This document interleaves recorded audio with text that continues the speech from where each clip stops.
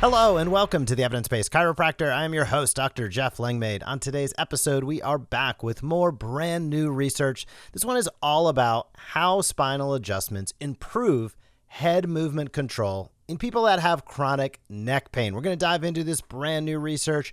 We're going to highlight what they found, how it applies to your practice, and how can you communicate this to your existing patients and also to help attract more new patients who might be completely unaware of how you may be able to help them. We're going to dive into that and much more on today's episode. Before we get started, I want to say a few words about NeckCare, the best hardware and software cervical assessment tool on the market, bar none. If you want to see that in action, you can head over to my YouTube channel. Otherwise, you can visit neckcare.com. Link down below. They will hook you up with 10% off for being a listener of this podcast. So if you would like to step up your game in the assessment tools realm, NeckCare is what I recommend, neckcare.com.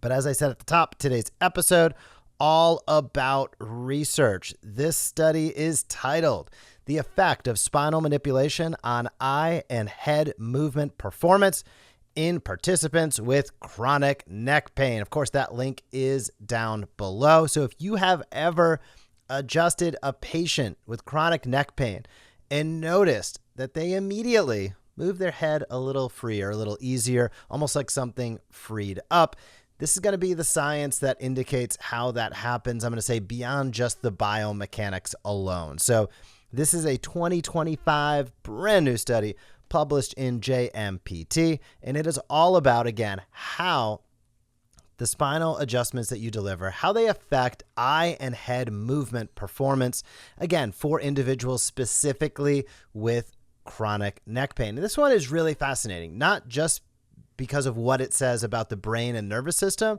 but also because it helps explain why chiropractic care may immediately improve how people move, how they react, and even how they feel oriented in space. And in my mind, this is one of those studies that we all know this happens.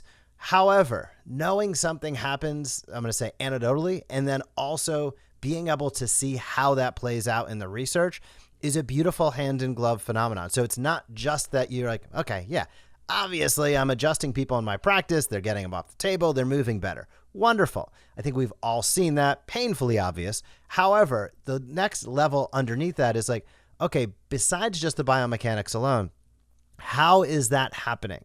So the researchers for this study, they wanted to understand how cervical spine adjustments influence motor performance. This is massively impactful because to me, this goes from everything of the bare minimum, getting out of pain, all the way up to the highest level of sports performance. We're talking about the intersection of motor performance and the delivery of your care.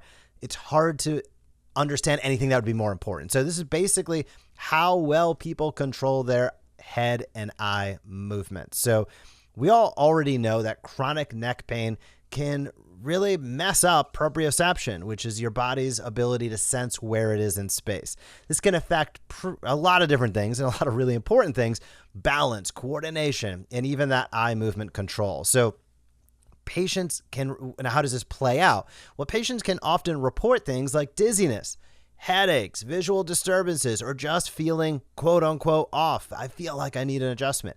I'm sure you've heard all of this, and this is a cool study because it starts to piece all of this together. So the team of researchers for this study asked a really simple but a massively powerful question. Does adjusting the cervical spine make a measurable difference in how people move their head and eyes? So to find out the answers, they brought in 40 individuals. Half of them had chronic neck pain or symptomatic. The other half had a history of neck pain, but were currently asymptomatic. Every single person performed a computerized eye and head movement task, kind of like a video game that measured how quickly and accurately they could move their eyes and head between targets.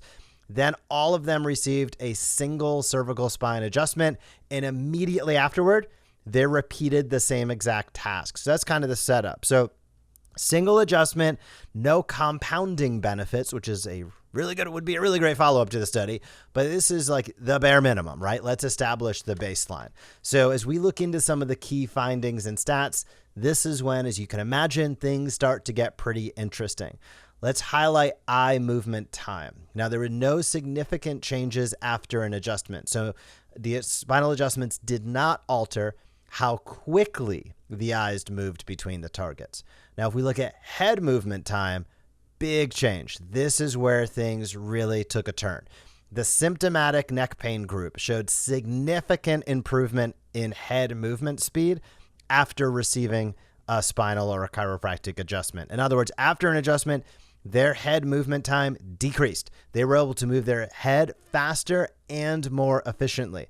Asymptomatic group, no change, which makes total sense. If you don't have dysfunction, there's less room to improve. So the bottom line was the study did not find any change with eye control. Now, with eye control, I actually would be really interested to see on with longitudinal follow-up. In other words, with multiple adjustments over time, does that change? Again, great follow-up study. But in this one, there was clear improvement in head movement control after a cervical adjustment. So this gives us real evidence that the adjustments that you're delivering can have really immediate neuromuscular and sensory motor effects, especially in these individuals who are struggling with chronic neck pain. This episode of the podcast is brought to you by Patient Pilot. Your most valuable asset, your patient list. Patient Pilot turns it into action. Automatically send weekly personalized emails to reactivate patients who already know, like, and trust you. When they click to schedule, ask a question, or refer a friend, you're instantly notified, making follow-ups easy. Patient Pilot helps you help more people and grow your practice. Schedule your demo today at thesmartchiropractor.com to see the difference. Now, back to the episode. So there's a couple layers to this I want to dive into. One, many individuals, I just can't overstate this enough. There are many people in your community right now that have been dealing with neck pain a long time, aka chronic neck pain, and believe falsely that they're too far gone for chiropractic. I've been dealing with this way too long. I don't think a chiropractor can help me now. Somebody told me I had a disc herniation, right? This is normal conversation that's happening.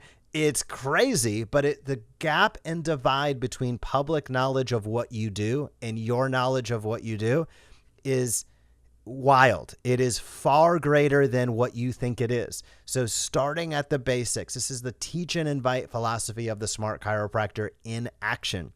Teach people how to make their life better and invite them to come into your practice. Teach and invite. Gary Vaynerchuk would call this jab, jab, jab, right hook. It should be the foundational elements of pretty much all of your marketing and communications. And it's for a good reason. It's what's going to drive the best results. It's about leading people on their journey and ensuring that you are the logical choice. Well, how do you do that? You do that by getting out and teaching. This podcast is an example of it in action for over 10 years and 500 episodes. There are many products and services I offer chiropractors, and building an audience on this by teaching and inviting, as I did at the beginning with Neck Care, as I will at the end with Leander Tables, and as I shout out the Smart Chiropractor in our tools, is just the way business is done quite often. So you can do that yourself in your practice by hopefully taking some of the information you have from this podcast among many other resources and utilizing it, getting out there and telling the story consistently. So let's dive back into the research.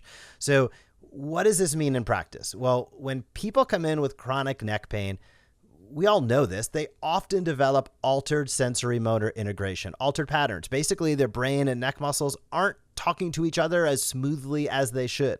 And that's one of the reasons that you see people move slower, they're moving more cautiously, and often with a pretty significant decrease in range of motion. Their body is basically protecting itself, even if it's subconscious. So after you get in there with an adjustment, the head movement time can improve significantly, meaning that they could move faster without losing accuracy. I'll say that again, without losing accuracy. And that is a huge point. They refer to this kind of as Fitts law, which measures the speed accuracy trade-off. It's like saying, you can move fast, but not at the expense of control. And what we're seeing is adjustments may actually optimize motor control. So this is not only about speed, it's about maintaining or potentially even improving accuracy. And that is where, tying it back to where we started, we start to look at sports performance. There's so many ways that this could be implemented as we continue to learn more. So it wasn't just, it was not just about speed. It was also about accuracy. They also found a reduction in something that's called time to peak velocity.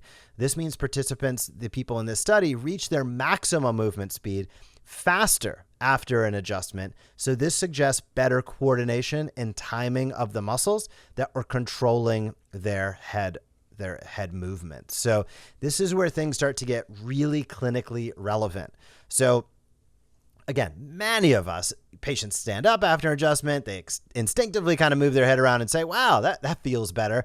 But now this is objective data to kind of back that up. So adjustments aren't just about improvements in range of motion. They may also improve how efficiently the central nervous system controls muscle timing and coordination. That's massive.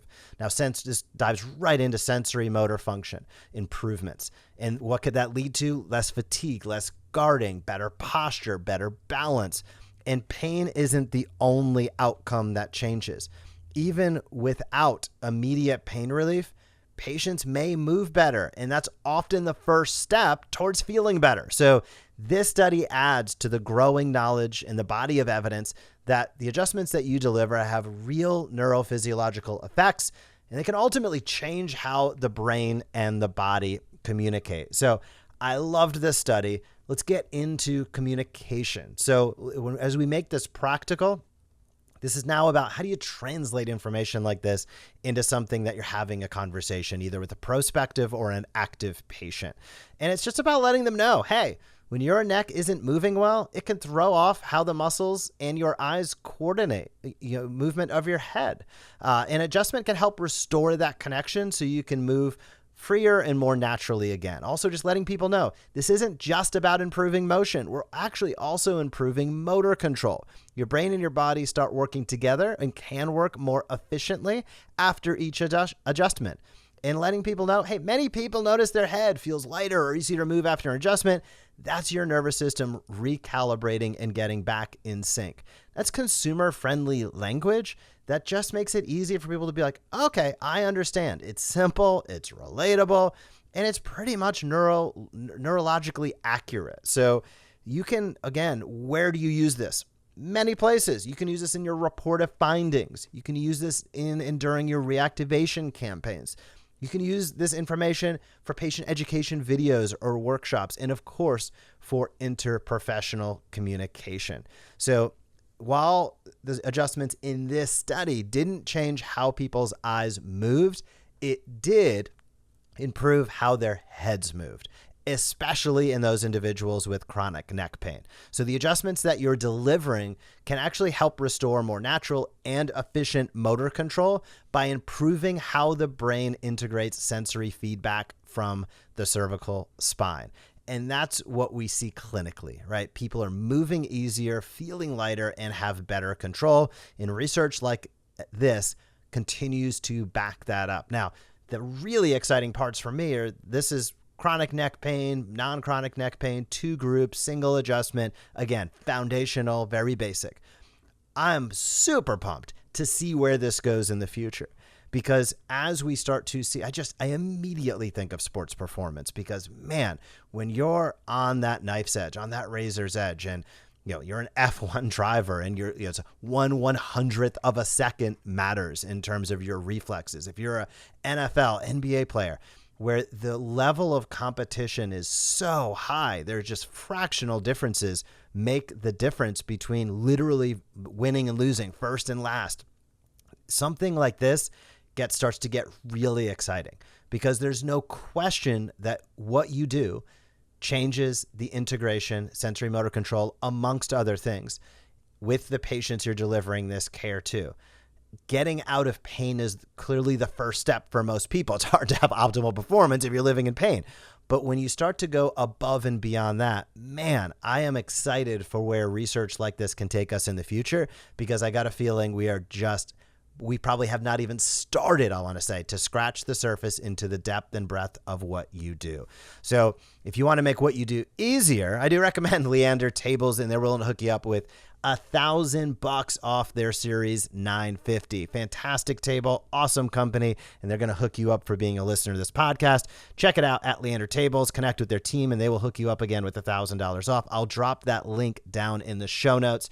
Thank you so much for tuning in. Again, whether this is your 500 plus episode that you've listened to, or whether it's your first, deeply appreciate you taking time out of your day. If you would do me a solid and leave a rating or review, that helps more docs and more people find out about this podcast. That would be awesome. If you're listening on your phone, you can scroll on down, tap some stars, leave me a note. That would be fantastic. Thank you so much for being a chiropractor. Have a fantastic week in practice, and I will talk to you soon. Thank you for joining us on this episode of the Evidence-Based Chiropractor. If you want to grow your practice, come back for next week's episode. If you want to grow faster, visit the evidencebasedchiropractor.com and join our MD Marketing membership today.